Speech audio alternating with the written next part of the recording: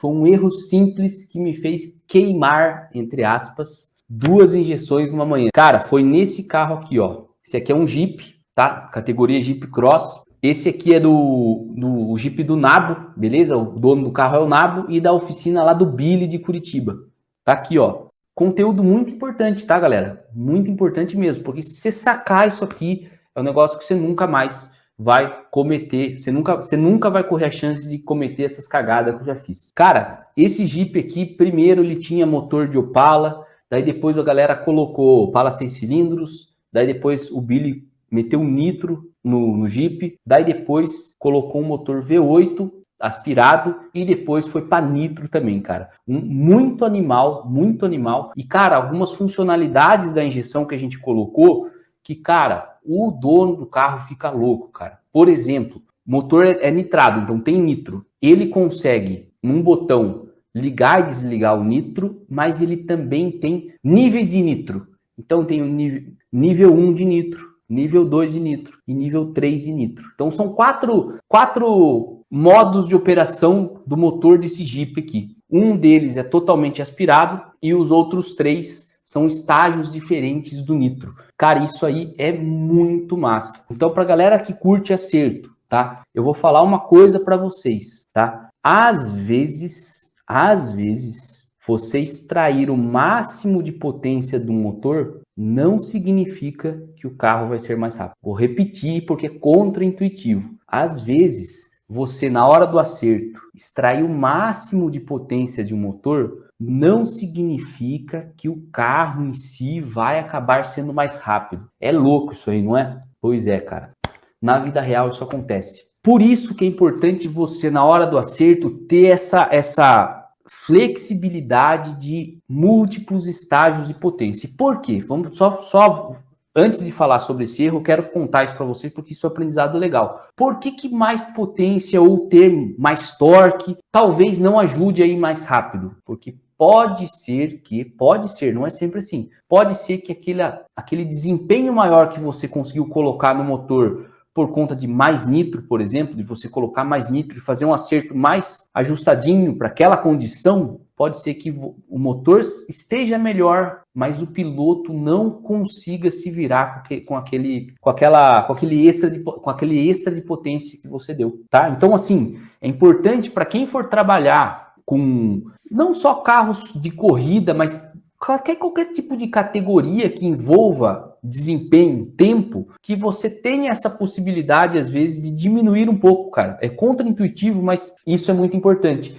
Quando a gente está trabalhando com carro de rua, aí é uma outra jogada. Por quê? O dono do carro de rua, muitas das vezes, ele não mede nada de tempo, volta na pista. O que o cara quer ver é um número no dinamômetro, tá? Tem muito cara que o cara gasta toda a grana lá para ver um número do dinamômetro. Ah, meu motor deu tantos cavalos, certo? Então, é muito importante você entender o seu cliente na hora que você está fazendo o projeto, né? A gente fez esse chicote aqui. Para a galera que está no curso de chicotes, vocês viram lá no curso gratuito e no curso completo. Para quem entrou no curso completo, eu falo, cara, um chicote bom não é um chicote que funciona. Chicote bom é um chicote que funciona daqui 5 anos ele também está funcionando. Então ele funciona agora e daqui 5 anos ele também está funcionando. E desse carro foi assim. Por quê? Esse chicote aqui, se eu não me engano, a gente fez ele, se eu não me engano, foi em 2017, já fazem 5 anos. E a gente acompanhou o Billy só em 2017. 2018 acho que a gente não acompanhou mais. E tá lá funcionando até hoje, sem precisar conectar o computador, cara. Lógico que toda a parte mecânica o Billy faz.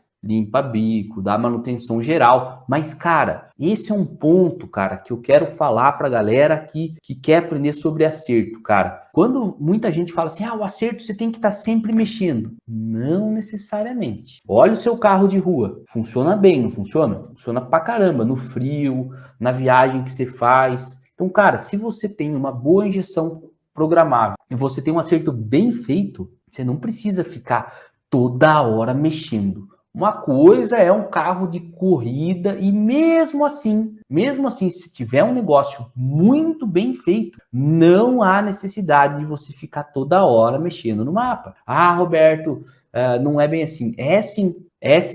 Porque eu vejo um monte de carro que vem de fora do Brasil, carro GT3, vem tudo top, tudo pronto, e a injeção está travada. Ninguém fica acessando a injeção, certo? Então o que acontece? Tem muito também daquela filosofia dos pica-fio na hora do acerto, que é o quê? Cara, vou fazer mais ou menos aqui para o cara precisar de mim depois. O profissional não pensa assim.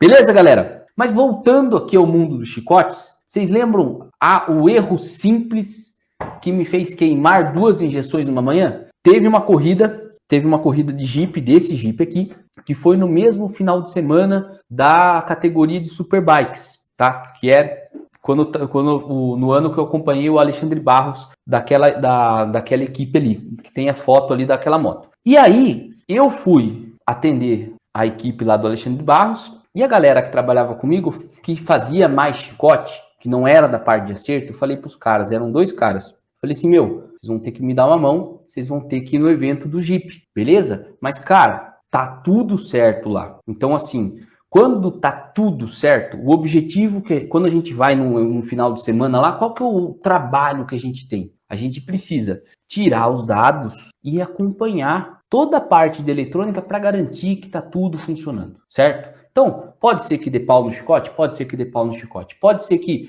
um sensor estrague? Pode ser que um sensor estrague. Pode ser que uma parte do acerto para aquela condição não esteja legal, tenha que mexer no acerto? Sim, pode acontecer tudo isso. Pode ser que dê algum pau no motor e a gente tá lá para garantir que tá tudo funcionando certo. Só que como o carro já estava andando, já há várias etapas, era mais fácil para eles irem atender o Jeep do que ir lá na moto, que era um negócio, cara, que toda a corrida era detalhe, mexe para cima, mexe para baixo, 1 milhão de coisas, cara, beleza? Só que o que aconteceu? Aquelas coisas da vida real, né? Eu falei assim, vai ser tranquilo. Vai ser tranquilo. E outra, não tinha outra opção. Um era no interior do Rio Grande do Sul, se eu não me engano, a outra corrida era em Goiânia, não me lembro. Não tinha como eu estar nas duas. Só que qual que foi a zebra, cara? Uma das zebras é que aonde estava tendo a corrida do Jeep, não tinha sinal de celular. Então eu falei assim, cara, se vocês tiverem alguma dúvida, vocês me chamam. E mesmo assim, se eles fossem chamar, eu tava numa pauleira no outro autódromo. Beleza. Tive pouco contato com os caras no final de semana. Quando chegou na segunda-feira, a galera chegou e falaram, puta, cara, deu zebra, o carro não conseguiu nem andar. E aí, cara, deu aquele arrepio. Fala, putz, por quê? Porque, cara, a pior coisa que pode acontecer pro dono do carro, né, cara? Quem são os donos desses carros? Cara, o dono do carro, nesse tipo de categoria, assim, não é um piloto profissional, certo? É ele que tá pagando todo o investimento, todos os mecânicos, ele que investiu no carro, ele que me paga, ele que paga todo mundo para um hobby dele. E daí, o cara fazer todo esse investimento e não conseguir andar é péssimo, certo? E também, no lado, se fosse profissional, também seria péssimo, né? Independente de qual tipo de cliente que você está atendendo. E aí eu falei, putz, mas ele não andou por quê? Cara, começou a falhar, ligou o motor, já estava meio que falhando, e aí a gente tentou achar, não conseguimos achar o que era, a gente começou a suspeitar da injeção, aí a gente trocou a injeção, pareceu que melhorou, mas depois continuou a falha, então não era a injeção. Resumindo, galera, que eu falei que eu ia simplificar a história. O que aconteceu naquele dia? Como é um Jeep,